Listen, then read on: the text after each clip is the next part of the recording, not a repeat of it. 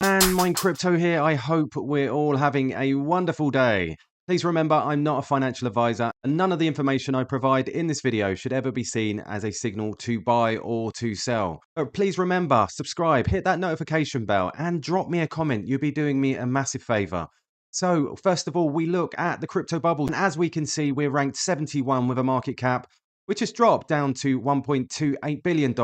Current price of Quant is $106 with a 24-hour volume of $21 million, currently 1.2% down in the hour, down 5.6% in the day, but still up 5.2% in the week. But as we look over at Crypto Quant, we can see the spot exchange reserves keep dropping. We're currently at 246,000 on spot reserves. So let's wait and see. This is looking a bit tasty. But we move over here. We're seeing wallets come back, big transactions. So this wallet came back after a month, more Quant leaving the centralized exchanges. This private wallet has just received another text of 4,691 Quant with a value of over $500,000. Wallet now holds $3.9 million worth of Quant they are stacking. Remember, only holds Quant, no outflows. And again, we see another one. This one, 3,295 Quant with a value of 357,000. Again, no outflows, only holds Quant. And again, we saw another one. And this was a second transaction of the day for this wallet. And the total transaction of the day was 6,087 Quant, just in one day. Now, I made a post earlier, and I like to do these posts because obviously I did a post previously about Elwood and that 416,000 Quant being held. And we know Elwood is backed by Citi, and they literally moved that money days before the RLN announcement. Now, here's the other flow. We're talking about Copper.co. Bitcoin Swiss moved 150,000 Quant to Copper.io, which is also FCA approved, also an institutional custodian. They received a large sum of 150,000 Quant on the 12th of April, just before the RLN announcement. Now, if you don't know about Copper, the chairman is Philip Hammond, previous Chancellor of the Exchequer from 2016 to 2019, the UK government. He was appointed in January 2023, and we can see here, London, UK, on the 26th of January 2023, leading provider of institutional digital asset custody and trading solution, today announces appointment of Lord Philip Hammond of Runnymede, the former Chancellor of the Exchequer, as chair. He takes up this role with immediate effect. Now,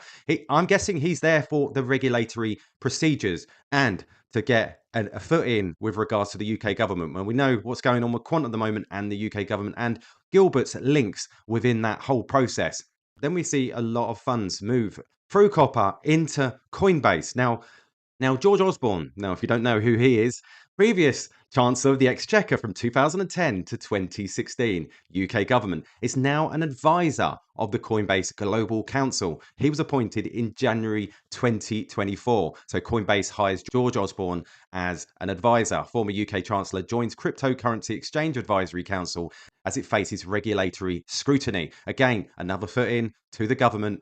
Absolutely huge. Now, a lot of these institutional money-making machines like Copper, like Coinbase Exchange, are all aligning themselves with the UK government. Now, if that doesn't tell you something, I don't know what will.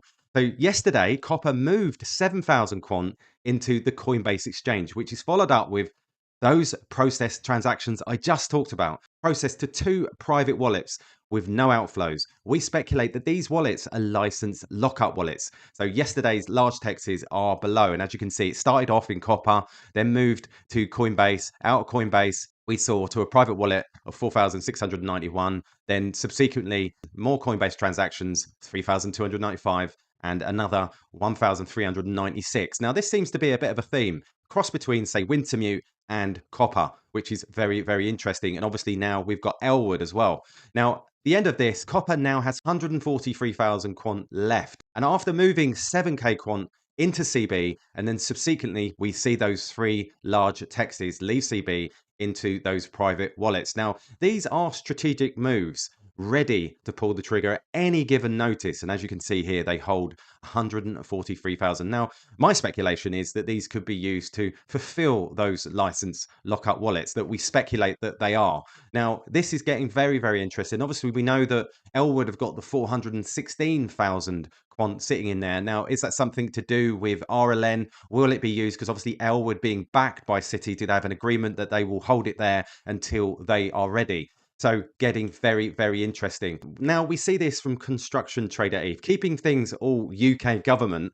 Future UK RTGS roadmap, £700 billion in daily volume, I might add. So it's absolutely huge. And if we look here, RTGS future roadmap will focus on providing an open platform to the UK industry to stimulate innovation and support safe and efficient settlement in central bank money, and may include areas such as resilience, access APIs. Now we know who has an API, Quant, to reduce the reliance on third parties, increased participation to provide a more economical platform, and improvements in settlement contingency options like MERS. Innovation, synchronize settlements with other ledgers and technologies, extend operation hours for both domestic and cross-border use cases, non-payment APIs, and develop areas such as transparency, risk, and analytics.